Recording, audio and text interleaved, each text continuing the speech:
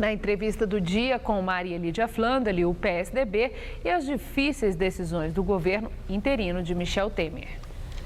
Entrevista o deputado federal do PSDB, Vanderlei Macris, que está no seu 10º mandato parlamentar e é o primeiro vice-líder do PSDB na Câmara Federal.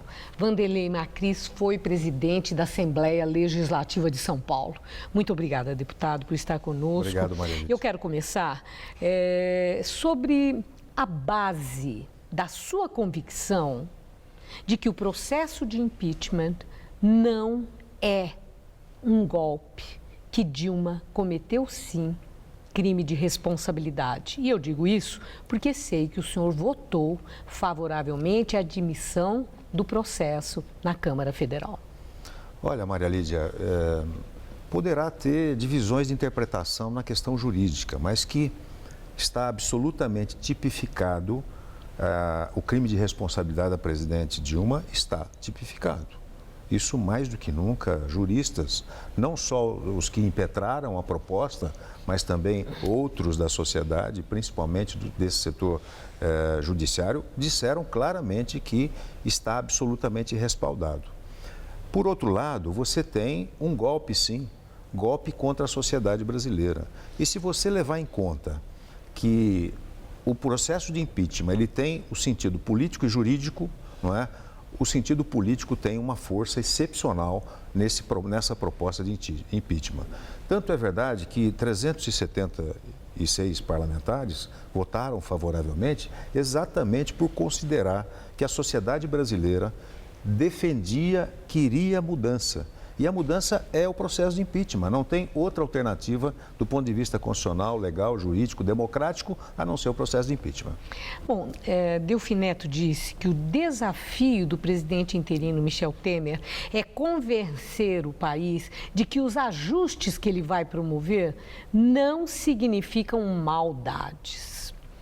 O seu partido, o PSDB, apoia e integra o governo Temer.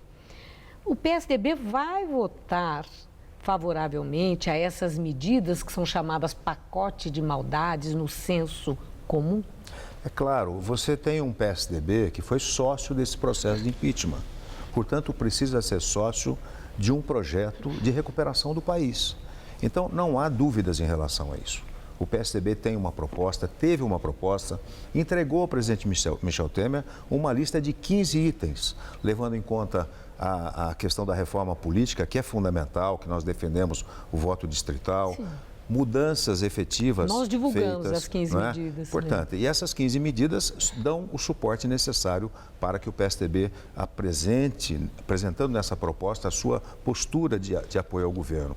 E nós não chegamos nessa condição de toma lá da cá. Até porque o PSDB deixou o presidente Temer muito à vontade para aproveitar quadros do PSDB muito importantes nesse processo de transição que nós estamos vivendo hoje. De fato, o PSDB tem 3 ministros, que são nomes que têm posição relevante na história política do país. Ao mesmo tempo, eles estão ao lado de nomes de pessoas que são alvo de denúncia de corrupção e que estão investigadas pela Lava Jato. Só sabe, tem um ditado popular, diga-me com quem andas, dir-te-ei quem és. Isso pode ser prejudicial ao PSDB? Olha, o presidente Temer, ele está num processo de transição, né, de 2 anos. Além desse processo de transição, ele está interino ainda. Nós teremos 180 dias para decidir de maneira definitiva o afastamento e o impedimento da presidente. É claro, existem pessoas que hoje estão apontadas, não é, ou citadas num processo de investigação. Agora, todas essas pessoas, se tornarem réus, não terão condições de participar da ação e principalmente da presença no governo. Nós teremos posição contrária a isso. Evidente que você tem um processo... Que permaneçam? É claro, claro. É evidente que a nossa negociação com o presidente Michel Temer, ela foi muito no sentido, e inclusive o primeiro item dos 15 pontos que nós definimos foi exatamente a manutenção da investigação da proposta que hoje está sendo publicamente conhecida como Lava Jato. Quer dizer, nós queremos a continuidade dessas investigações e que cada um pague pelo que está fazendo. Agora, o ex-presidente Fernando Henrique disse que o PSDB está ciente do risco que corre. E eu lembro que em outubro nós temos eleições municipais. As medidas que deverão ser aprovadas, o senhor disse que o PSDB é parceiro desse momento de transição. Esse risco que o PSDB corre pode chegar ao ponto de que, se as coisas não correrem muito bem para Temer, o PSDB não eleja os seus candidatos a prefeito nas várias cidades do país? Nós não estamos nesse momento, Maria Lídia, olhando para esse processo eleitoral. O presente momento é para olhar para o Brasil, olhar para o país.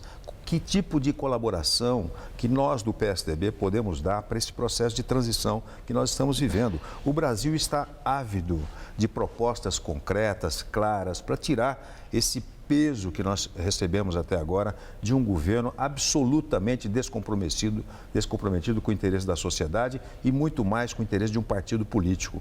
Essa sim foi a demanda que a sociedade apresentou ao longo desse tempo todo. E nós não podemos deixar de contribuir de maneira efetiva com o processo de reconstrução do país. Não, mas a pergunta foi essa, né? Se eventualmente, porque a oposição a Temer já começou. Foi previamente anunciada.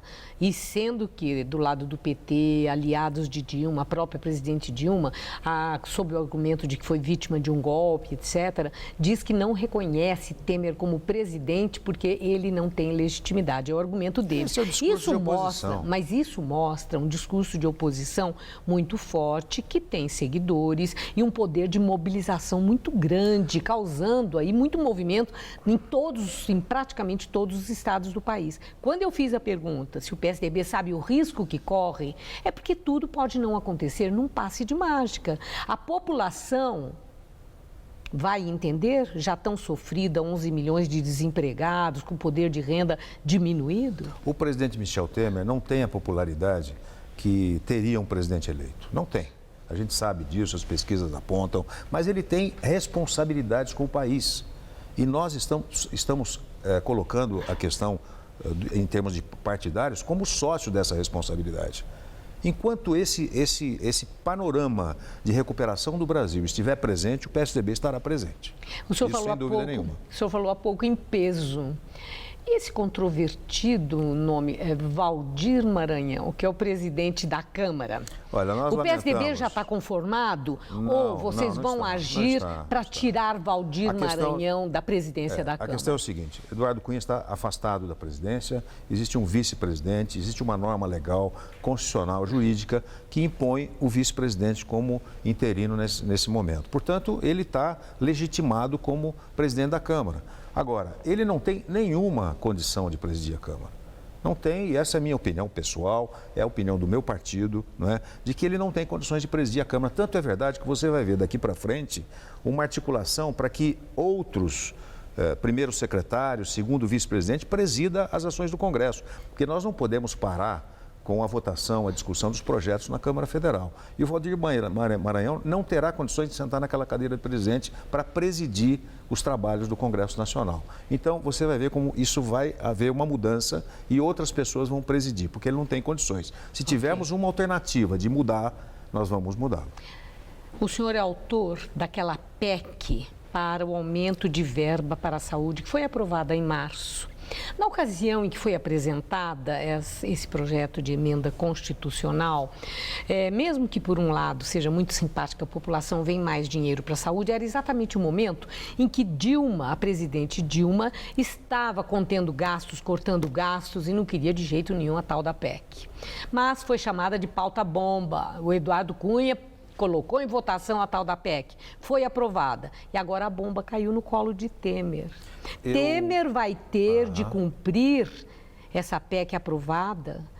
Foi um tiro no pé aquela maldade que vocês fizeram com Dilma Rousseff? Não é a maldade, até porque esse processo dessa proposta de emenda constitucional, ela tem um sentido de luta popular, de luta da sociedade muito pesado. Mas não tem São dinheiro, 2 né? milhões de pessoas. Mais de 120 bilhões de Esse déficit. é o chamado, se me permite, Maria Lídia, esse é o chamado Saúde mais 10. 2 milhões de pessoas atuaram para fortalecer essa luta do Saúde mais 10, ou seja, 10% da receita corrente líquida do orçamento federal destinados à saúde. É a maior crise da história do país, é a saúde pública. E ela foi aprovada em primeiro turno. Precisa ser aprovada em segundo turno na Câmara e mais 2 turnos no Senado. Eu trabalharei para que ela seja votada, até porque qualquer modificação que seja feita do ponto de vista das vinculações constitucionais, é importante que ela seja aprovada para que a saúde esteja presente na mesa de negociação. Essa é a lógica do que apresentei como proposta. Agradeço muito sua entrevista. Boa noite, deputado. Boa noite, Maria Lídia. Boa noite, telespectadores.